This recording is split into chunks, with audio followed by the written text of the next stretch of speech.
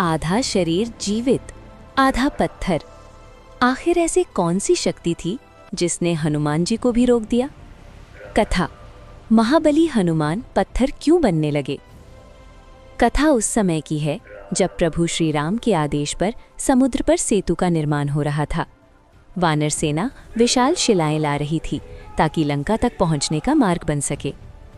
महाबली हनुमान ने पर्वत लाने की जिम्मेदारी स्वयं ली। वे आकाश मार्ग से उड़ते हुए पर्वतों की खोज कर रहे थे। उड़ते उड़ते उनकी दृष्टि एक अद्भुत पर्वत पर पड़ी। वो तेजस्वी था, शांत था और किसी दिव्य ऊर्जा से भरा हुआ था।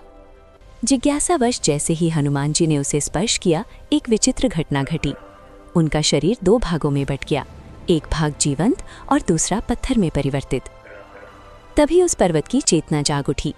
वानर, बिना अनुमति मुझे छूने का साहस कैसे किया? हनुमान जी जोड़े हाथों के साथ झुक गए और शांत स्वर में बोले, मेरे लिए बल प्रयोग करना कठिन नहीं, पर मैं बल से नहीं धर्म से कार्य करता हूँ।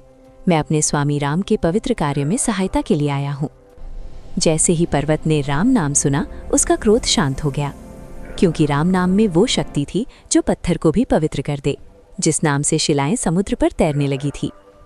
पर्वत ने स्वयं को हनुमान जी को समर्पित कर दिया, लेकिन तभी आकाश से संकेत मिला। सेतु का निर्माण पूर्ण हो चुका था। हनुमान जी ने उसी स्थान पर पर्वत को सम्मानपूर्वक स्थापित किया और क्षमा मांगी। पर्वत ने कहा, मैं तुम्हें तभी क्षमा करूंगा जब तुम वचन दो कि स्वयं श्री राम एक दिन मुझसे मिलने आएंगे। हनुमान जी ने वचन दे दिया।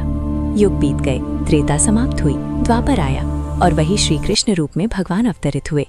उन्होंने उसी पर्वत को अपनी छोटी उंगली पर उठाकर ये सिद्ध कर दिया कि ईश्वर का दिया हुआ वचन कभी अधूरा नहीं रहता। जहाँ राम नाम है, वहाँ पत्थर भी जीवंत हो जाते हैं।